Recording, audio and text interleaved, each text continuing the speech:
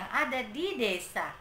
Pada hari ini saya akan mau bercerita ataupun mau sharing kepada teman-teman yang ingin bekerja ke Malaysia dan pengalaman saya pertama kali bekerja dan pertama kali ke Menara Kembar ataupun ke KLCC yang mewah yang orang sangat terkenal di seluruh dunia. Baiklah, saya akan bercerita. Sebelum saya bercerita, tolong dong di like, di subscribe, dan di komen. Saya akan balas semua komen-komen teman-teman yang memberi masukan kepada saya apabila apapun yang ada kekurangan di YouTube saya. Saya mohon di like dan di subscribe ya teman-temanku. Baiklah, pertama saya mau merantau ke Malaysia di tahun 2012 dan syarat-syaratnya yang saya untuk mendaftarkan ke PT ataupun perusahaan yang memberangkatkan TKI Tenaga Kerja Indonesia yang untuk ke Malaysia secara resmi dan tidak ilegal. Saya pertama kali mendaftarnya di PT Sahara di Jalan Kangkung. Setelah itu saya masukkan dokumen dan syarat-syaratnya ada KTP, kartu keluarga, dan ijazah dan surat izin dari kepala desa. Itu yang keempat-empat itu memang sangat penting, dan juga surat izin dari orang tua itu lebih sangat-sangat penting ya teman-teman yang ingin mau berangkat menjadi TKI di Malaysia. Terlebih dahulu saya bilang berpikir-pikir dulu apabila mau berangkat ke negara orang, karena di negara orang itu tidak seindah yang kita pikirkan. Setelah saya daftar, saya ikut tes misalkan bahasa dan menghitung, dan bahasa Inggris kita juga dites di PT Sahara, karena orang Malaysia pun datang ke PT Sahara untuk tes apa bisa kita menulis dan membaca.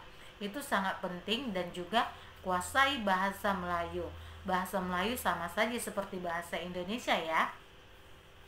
Setelah itu saya berangkat di tahun 2012 bulan 2 14, tanggal 14 pas hari Valentine di negara orang cuy. Oke, setelah itu saya di negara orang itu tidak seindah-indah yang kita pikirkan. Saya sudah terangkan ya, tidak seindah-indah yang kita pikirkan teman-temanku. Di kami itu ada 100 orang dari Indonesia ataupun dari Medan, dan kami satu hostel itu ada sekitar 115 orang yang berangkat dari PT Sahara.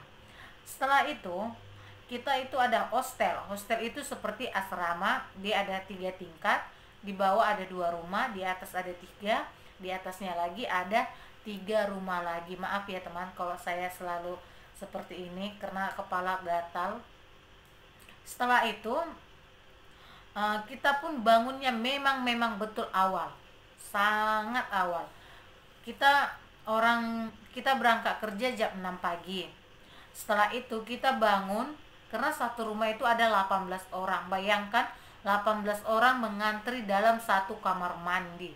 Kamar mandinya sangat kecil, bukan besar, sekitar 2 meter kali 2 meter. Bayangkan hanya cukup satu orang. Di situ WC, di situ kamar mandi.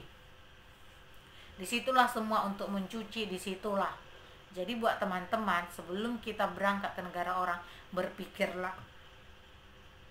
Dan saya bilang kepada kawan-kawan semua, satu, sediakan uang sebelum berangkat ke Malaysia ya, ataupun tukar ringgit dulu, karena sampai di sini bukan seindah yang kita pikirkan.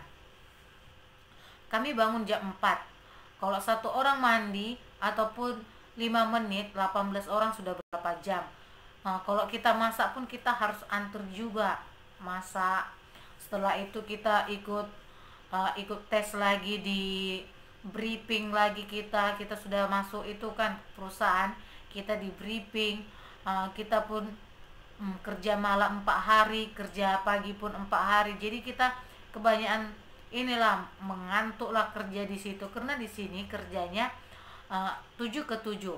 Jam 7 pagi kita berangkat kerja, jam 7 malam kita pulang. Jam 7 malam kita kerja, jam 7 pagi kita balik. Seperti itu. Jadi 7 ke 7. Setelah itu barulah banyak orang banyak orang datang bekerja di Malaysia ini. Dia pikir enak bekerja, ternyata tidak seindah yang kita pikirkan. Setelah itu kita pun harus hadapin super pressure, setelah itu flood, dan juga orang-orang yang tidak mengerti sifat kita. Kita pun tidak tahu sifat-sifat orang bagaimana. Di depan kita baik, di belakang kita buruk. Seperti itulah di Malaysia ini.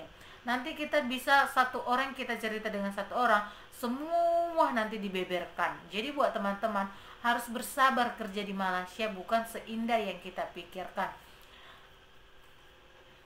Maaf ya, jatuh mic saya. Setelah itu, dan pertama kali saya melihat Menara Kembar. Wow, Menara Kembar itu memang sangat indah dipandang. Kebetulan dari rumah saya ke KLCC bolehlah kita nampak itu, karena menaranya kan beribu-ribu meter. Karena kalau kita naik ada itu dekat rumah saya ada apartemen itu sekitar 50 tingkat. Jadi kita boleh tengok itu Menara Kembar. Saya gini, wah sok lah gitu kan. Setelah itu saya pergilah ke Menara Kembar. Pergi ke Menara Kembar, di situ banyak sekali suku, bangsa, dan negara di sini. Barulah aku tahu di sini ada Nepal, Bangladesh, India, Melayu, Myanmar, semua bangsa campur di sini. Orang Thailand. Dulu kita dekat Indonesia kita taunya orang India seperti ini.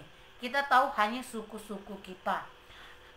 Tapi kalau di sini itulah keuntungannya. Kita boleh mengenal mana orang Nepal, mana orang Bangla, mana orang Irak, mana orang Arab, mana orang ini. Kita disinilah saya tahu, oh ini seperti ini, oh orang ini. Itulah pengalaman yang terindah di Malaysia. Dan juga kita di sini tidak ada perbedaan agama. Agama itu sama. Agama Kristen di sini sangat dihormatin, dan India, Hindu, Buddha, Kristen, orang itu sangat hormati. Biarpun kita bangun gereja kita boleh. Tapi kalau di Indonesia kita bangun gereja pasti sudah banyak larangannya. Itulah yang saya kurang. Tapi dibuat Pancasila ya kan. Berbeda-beda tapi satu.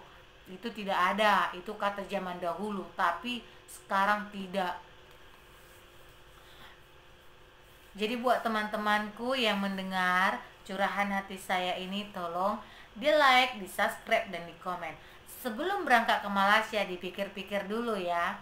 Terima kasih. Jangan lupa di like, di komen. Bye bye.